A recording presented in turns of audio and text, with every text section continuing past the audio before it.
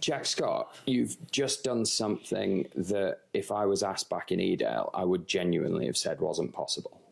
And I very literally mean that. I know that you can go very fast along the Pennine Way with support. I know you can do it without the checkpoints in the way. And let's be honest, when it comes to time, they're a bit in the way. You've got to go in them and sign in and do your kit and get your kit checked and everything else. Yeah. Under race conditions, I didn't think it could be done.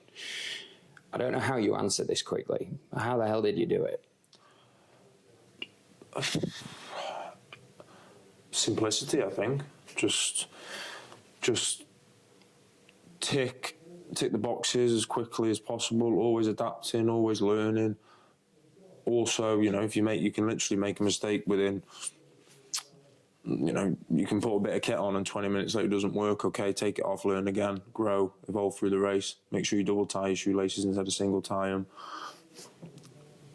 Stay in the game, let the doors show themselves, and when they do, exploit them and see what's on the other side.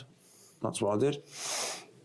I found a few times on this race that, you know, my job here is looking at the race and observing it and writing about what I think is happening and reflecting on that. And I love that. But I often find when I talk to the athletes afterwards that their experience has been quite different to how it looked to me. But to me, right from the start, it felt like you had momentum. All the energy was going the right way. There was an air of certainty about you. Yeah. You know, I know you can't go into a race like this ever saying, oh yeah, Jack's definitely going to win. There's no definitely in this environment. But is that fair? Like, how did you feel coming in? Really interesting. So the training had gone badly in December. I picked up 3 injuries within the space of 5 weeks, and I do not get injured. I hadn't changed the pattern. I hadn't done anything new or different. So I had to be, as mentioned before, resilient from the 1st of December all the way through to the race. And the plus side of that is when the race came, it was a good, clean blessing that I had an option to run again and to run hard and to be myself. And I filled the tank and emptied it over different deposits all the way. But I just felt lucky to be in the position and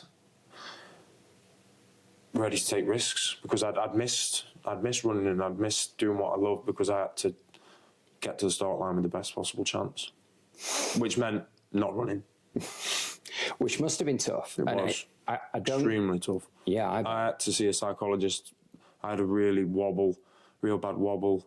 The psychologist who prepared me for last year and made me believe that maybe I am an elite runner, this year he had to just get me on the start line as a guy with a right foot and a left foot.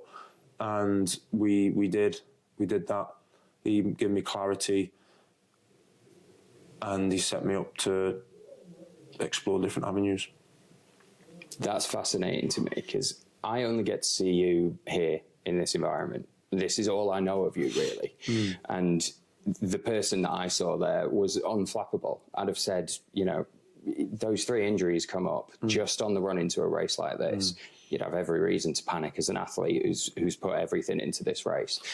And I'd have said, Jack will have just taken it in his stride, but it did hit you. Like, how do you cope with that? I had to look back to everything I'd ever done, as we were speaking. You know, this journey doesn't start. I've been a runner for 6 years, long distance runner for 5. But when, you know, we're not running on a track, we're not running on a field, we're not running around London streets bagging marathon times. So what's the difference? And it's who you are, what you are. And that starts when you're born, and when you learn and you grow and you develop new things. And I look back, the build up, and I was ready to. 3 or 4 years ago in COVID, I did the Southern Upland Way FKT, took Mike Hartley's time, and I remember the morning of that, I looked in the mirror and I was like, I'm willing to die a little bit for this. And I broke the record by 13 minutes, and it was horrendous. I was in agony. And without the severity, this race was the same. So I didn't give myself an option, really. And I promised my dog that I'd win. Yeah, so you had a lot riding. I was talking to an animal, so I'd lost the plot. But I've gone into races and put pressure on myself, but this was just a steely confidence. Look in the mirror, recognise who you are, go out, do what you do, and win the race. And that, don't get me wrong, it ebbs and flows through the race. And 85 miles, I was in a bad place, and we started too fast, and I knew, so I had to take control, let things go. But when it really mattered, I was there, and I kept my head above the water. Yeah, and you've touched on something there that everyone's been discussing. The pace at the start of this race was incredible. I mean, you can imagine from our side of things, we had to change all our plans and move everything faster and faster to keep up with you guys. I mean, were you expecting that? It didn't feel sustainable, but here you are at 72 hours. Yeah. Well, I think on paper, I'm the fastest runner on the start line. I can win a 4-mile fell race. I could if we took all the 10 elite runners and put us in a 5K, I'd probably win. But when you implement that onto Kinder and then you go into the North Pennines and then you go into Crossfell, it's a different ball game. So I had confidence that I had the speed, but it wasn't sustainable. And if you're running someone else's race so early on, where to draw the line? And I had to draw the line at Malham. And I just told myself that if I'm in a pack of 6 with 6 amazing runners, 4 of these are going to drop, and make sure it's not you, and then see what happens the other side of that line. Outstanding. So you did mention there was maybe a bit of a wobble around the 85-mile mark. Big wobble. Nearly went. Well, I mean, I'd love to hear about it. What happened there? I got into Montane. I wasn't enjoying the pace. The pace was. It was a chore. It wasn't nice, and because it wasn't my game plan, I couldn't see the next step of that. So I couldn't see how does the race evolve and use this as a springboard. So I had to go backwards with my race instead of being like, right, this pace has set me up to run over out of Horton X amount of time. I had to go way back. I was like, right, we need to refresh and start again. And I had that ability to adapt and change within minutes of a race. I've learned that just through experience and, again, characteristics through life. And just take stock. Sometimes a step back isn't an issue. It doesn't always have to go up the step. You don't have to always go forward. And just trust your thoughts and trust your thought pattern. And, like I said, if you can keep your head above the water and then you can choose the depth of the water, you're winning. And I managed to do that. Outstanding. Now, look, you are now in a position that maybe only Jasmin Paris could relate to, in that you've just done this enormous endurance event and set a record, set a time that people said at that moment wasn't possible. And now you're in the real endurance event, which is endless calls from BBC and newspapers and everything else. I mean, how are you carrying that? And how does that make you feel? It doesn't really matter. It doesn't really matter to me. I run for my wife. I run to make her proud, for my family, to make them happy, and to spread joy and hope, and to get people excited, and to disappoint people, and to pick people up and drop people down, because that's what sport's about. And running's evolving in my life. I'm looking at it different after every run. So tomorrow I'll have new thoughts and new growth, and whether that's more or less, I'm not sure, but it's just an amazing opportunity that I want to continue to explore. And the repercussions, good and bad, there can be a lot of noise and stuff like that, but it doesn't change who you are, because if you change who you are, then you ain't doing what I did last night, sleeping up on the Cheviots. You dent your armour, you spread out, you grow your team, you grow your responsibilities, you're pulling yourself. And when you pull yourself like that, there's always gaps. I'm so tight-knit, rock solid, that I don't think if whatever race result came around, my philosophy is the same. Sustainability, health, fitness, and a long-term approach. I want to be doing this when I'm 45. So that's what I'm going for. Don't just blow up don't just let all the fireworks off at once. I love that. And, you know, when you're done with elite ultra running, there's definitely a career here in philosophy. Maybe. Yeah, absolutely. Now, it's 72 hours. I think I said this before. I 100% wouldn't have said it was possible at the beginning.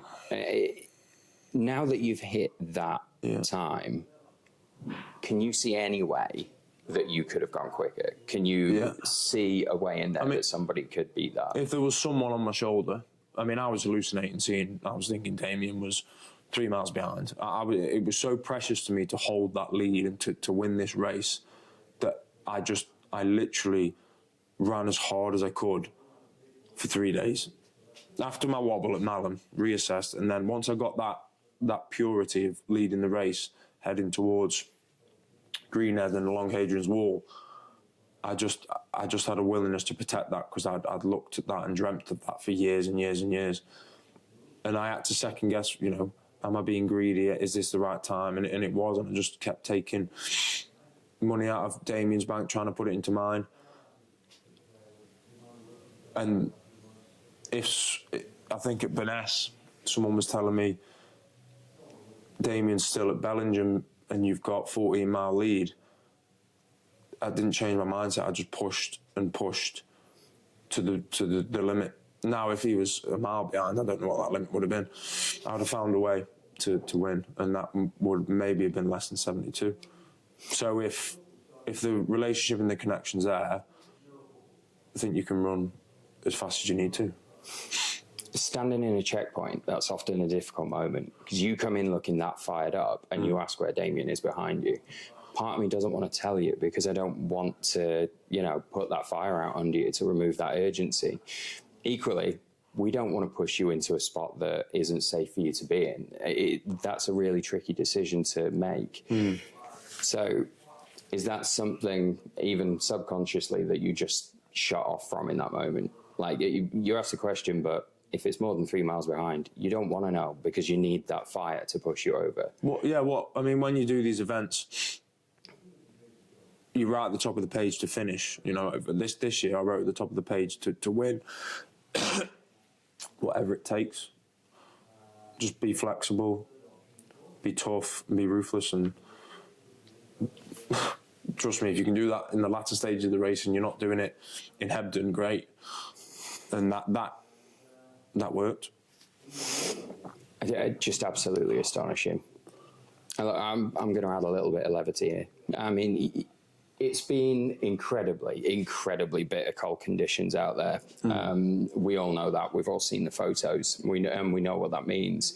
But there's got to be some love for what you're doing out there as well. So, I mean, what did you enjoy about the race? What did you enjoy out there?